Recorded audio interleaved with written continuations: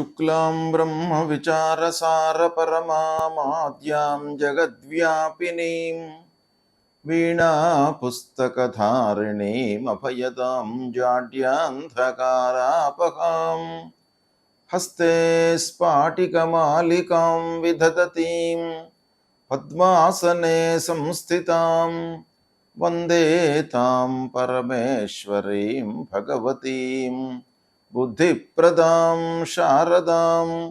श्री महागणाधिपतये नमः। श्री महासरस्वत्यै नमः। శ్రీ గురుభ్యో నమః. సెప్టెంబర్ మాసంలో గోచార ఫలితాలు ప్రత్యేకంగా మహిళలకు, స్త్రీలకు ఎలా ఉన్నాయి అనేటువంటి విషయాన్ని మనము తెలుసుకుందాం.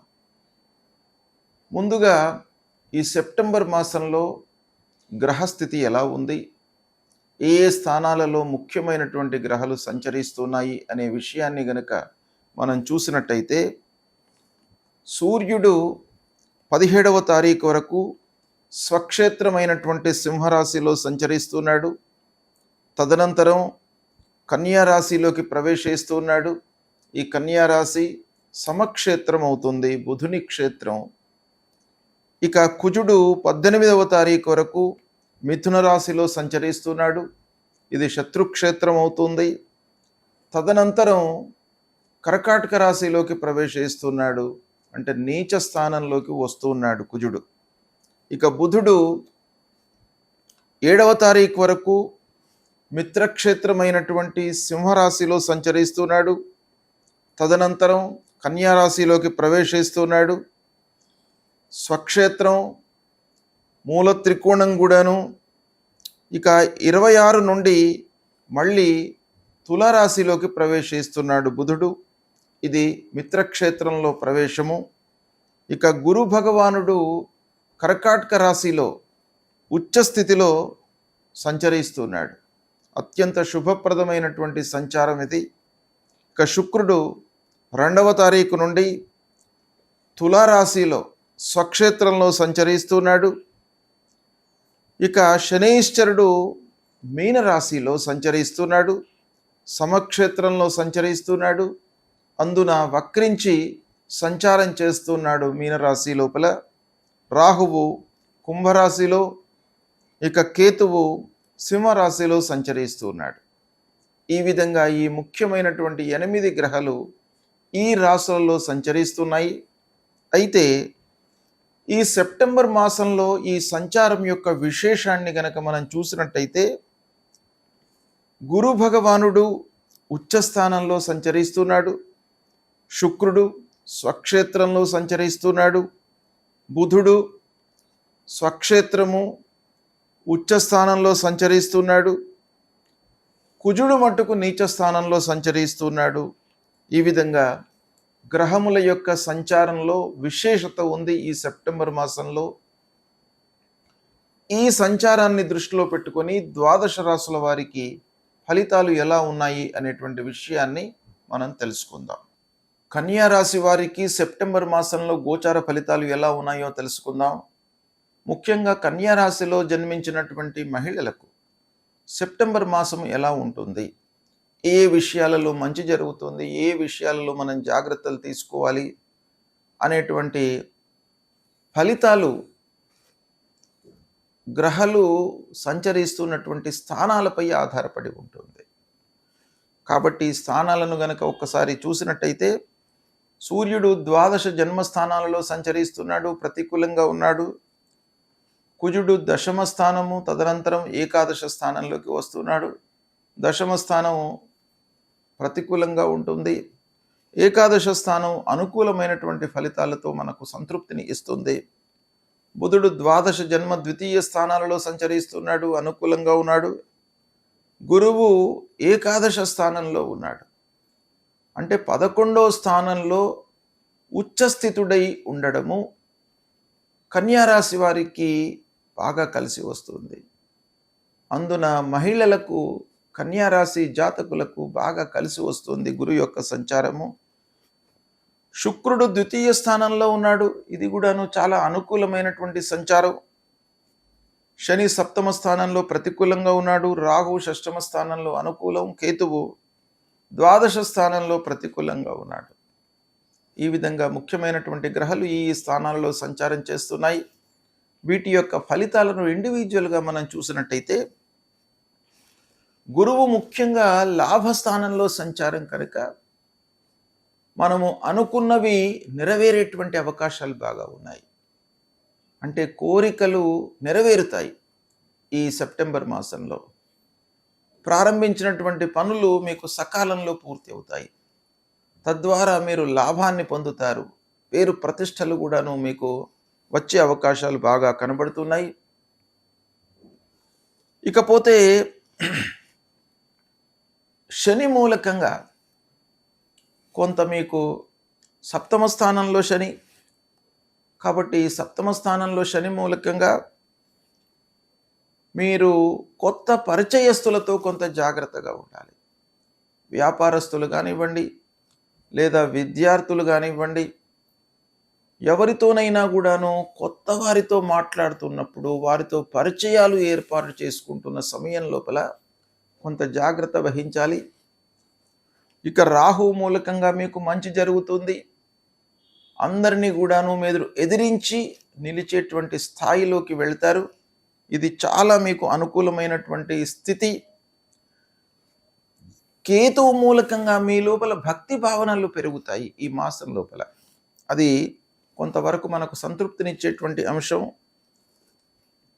ఇక సూర్య భగవానుడు ద్వాదశ స్థానం జన్మస్థానం గనక కొంత ఖర్చులు, అనారోగ్య సమస్యలు వీటిపైన ప్రభావాన్ని చూపిస్తాడు. బుధుడు ముఖ్యంగా 1వ స్థానంలో ఉచ్చస్థుడై స్వక్షేత్రంలో ఉన్నాడు. ఇది చాలా అనుకూలమైనటువంటి సంచారం. తద్వారా వ్యాపారస్తులకు, విద్యార్థులకు బాగా కలిసి వస్తుంది. శుక్రుడి మూలకంగా రావాల్సినటువంటి డబ్బు వస్తుంది. సంతోషంగా ఉంటారు. చాలా సంతృప్తిగా కుటుంబ వాతావరణము ఉంటుంది. కుజుడి మూలకంగా మీకు కొంత వర్క్ ప్రెషర్ పెరుగుతుంది. దానిని తట్టుకోవడానికై మీరు సమయస్ఫూర్తితో నిర్ణయాలు తీసుకోవడం చాలా అవసరము. అనవసరమైనటువంటి గొడవలకు, మధ్యవర్తిత్వాలకు వెళ్లకుండా ఉండడం చాలా అవసరము. ఈ విధంగా ఇండివిజువల్ ఫలితాలు ఉన్నప్పటికీ వీటన్నిటినీ కూడాను మనము సమిష్టిగా, కంబైన్డ్గా చూసినట్టయితే మహిళలకు, ఉద్యోగం చేస్తున్నటువంటి వాళ్లకు అభివృద్ధి కనబడుతుంది ఈ మాసంలో. వ్యాపారం చేస్తున్నటువంటి మహిళలకు లాభదాయకంగా ఉంటుంది. చిన్న మొత్తంలో చేసేటువంటి వారికి కానివ్వండి, పెద్ద లెవెల్లో మనం పెట్టుబడులు పెట్టాలి అనేటువంటి మహిళలకు కూడాను ఈ మాసం బాగా కలిసి వస్తుంది. వివాహ ప్రయత్నంలో ఉన్నటువంటి వాళ్లకు వివాహము నిశ్చయమవుతుంది, వివాహం జరుగుతుంది. ఇకపోతే ఆరోగ్యము స్థిరంగా ఉంటుంది. పూర్వంతో పోల్చినట్టయితే మెరుగవుతుంది ఆరోగ్యం. పూర్వం ఎదుర్కొన్నటువంటి సమస్యలన్నీ కూడాను పరిష్కరింపబడతాయి ఈ మాసంలో. మహిళలకు, ఉద్యోగంలో ఉన్నటువంటి వారికి ముఖ్యంగా ప్రమోషన్ ఈ మాసంలో లభించే సూచనలు, వారి యొక్క శాలరీ లోపల పెంపుదల కూడాను బాగా కనబడుతుంది. ఆస్తి కొనుగోలు చేసేటువంటి అవకాశం బాగా కనబడుతుంది. ఇంటికి కావలసినటువంటి వస్తువులను, ఆభరణాలను, విలాసవంతమైనటువంటి జీవితం గడపడానికి కావలసినటువంటి వస్తువులను మీరు కొనడానికి బాగా అవకాశాలు ఉన్నాయి. సంతానం కొరకు ప్లానింగ్లో ఉన్నటువంటి మహిళలకు ఈ మాసం బాగా అనుకూలిస్తుంది. విద్యార్థినులకు పోటీ పరీక్షలలో విజయ సూచనలు కనబడుతున్నాయి ఈ సెప్టెంబర్ మాసంలో. హయ్యర్ ఎడ్యుకేషన్ కొరకై ప్రయత్నాలు చేస్తున్నటువంటి వారికి అనుకూలం. ఇక విదేశాలకు వెళ్ళి చదువుకోవాలి అనేటువంటి స్త్రీలకు కూడాను బాగా కలిసి వస్తుంది. కొత్త పెట్టుబడులకు చాలా అనుకూలమైనటువంటి సమయము సెప్టెంబర్ మాసం. దీన్ని మీరు సద్వినియోగపరచుకోండి. కుటుంబంలో అన్ని విధాలుగా మీకు సౌకర్యము, ఆనందము, సుఖము కలిగే సూచనలు ఉన్నాయి. భర్త, పిల్లలు, కుటుంబ పెద్దలు అందరూ కూడాను మీకు సహకరించేటువంటి సూచనలు కనబడుతున్నాయి. సమాజంలో మీ మాట చెల్లుబాటు అవుతుంది. కుటుంబంలో మీ మాటకు విలువ పెరుగుతుంది. తద్వారా మీ లోపల ఒక సంతృప్తి అనేటువంటిది ఈ మాసంలో కలిగే సూచనలు ప్రస్ఫుటంగా కనబడుతున్నాయి.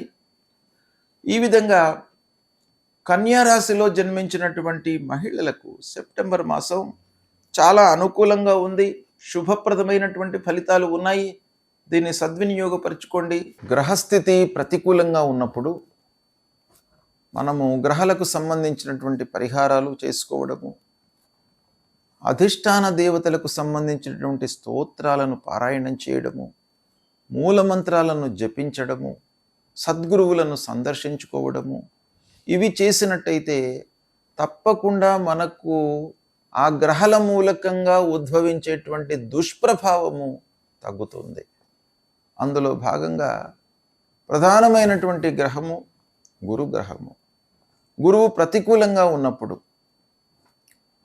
తప్పకుండా మనం పరిహారం చేసుకోవాలి. ఏం చేయాలి గురువు నిమిత్తమి అనంటే, ప్రథమంగా తల్లిదండ్రులను గౌరవించండి. ప్రతినిత్యం కూడాను లేవగానే తల్లిదండ్రులకు నమస్కారం చేయడము, తల్లిదండ్రుల యొక్క యోగక్షేమాలను తెలుసుకోవడము, ఇది చాలా ముఖ్యమైనటువంటి విషయం. ప్రథమ గురువులు తల్లిదండ్రులు కనుక వాళ్ళ యొక్క ఆశీస్సులు తప్పకుండా ఉండాలి. కనుక వాళ్లను మీరు సేవించండి, వాళ్లకు కావలసినటువంటి సదుపాయాలను కల్పించండి.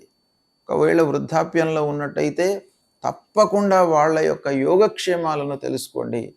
వారి యొక్క ఆశీస్సులు మీకు అనుగ్రహము లభిస్తుంది. గురువు మీకు అనుకూలిస్తాడు.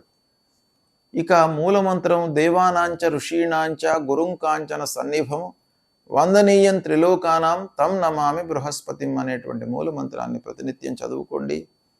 దత్తాత్రేయ స్వామి దేవాలయానికి వెళ్ళి దర్శించండి. దక్షిణామూర్తి స్తోత్ర పారాయణాన్ని చేయండి. గురువు యొక్క అనుగ్రహం మీకు లభిస్తుంది.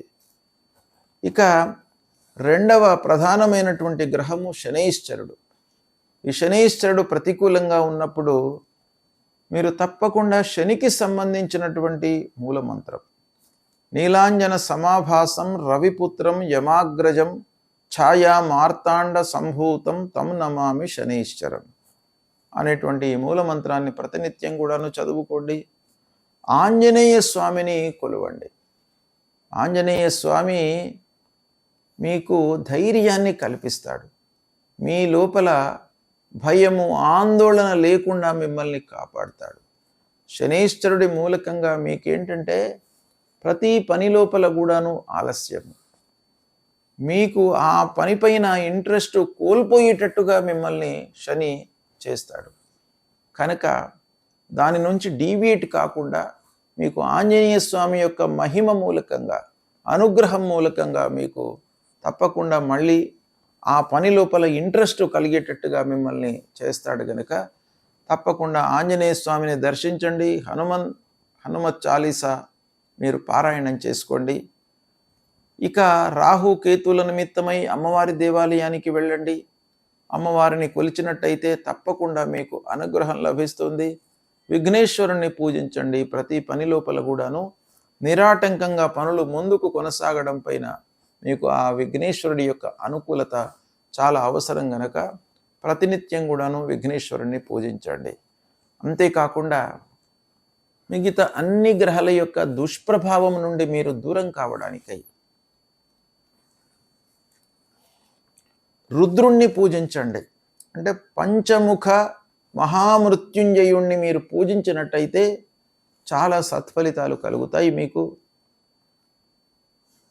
అంటే శివాలయానికి వెళ్ళండి, పంచామృతాలతో అభిషేకం చేయండి, ఒక బిల్వదళం సమర్పించి ఆ స్వామివారి దర్శనం చేసుకున్నట్టయితే మీకు ఆయురారోగ్య ఐశ్వర్య భోగభాగ్యాలన్నీ కూడాను ఆ శివుడు మీకు కల్పిస్తాడు. తద్వారా మీ లోపల ఒక ఉత్తేజం వస్తుంది, పనులు చేయాలి అనేటువంటి మనస్తత్వం మీకు పెరుగుతుంది. తద్వారా మనిషికి పనిపైన శ్రద్ధ కలిగినట్టయితే మనకు లాభం చేకూరుతుంది, విజయం కూడాను కలుగుతుంది. గనక పంచముఖ మహామృత్యుంజయుని కొలవండి, తప్పకుండా మీకు సత్ఫలితాలు కలుగుతాయి. శుభం.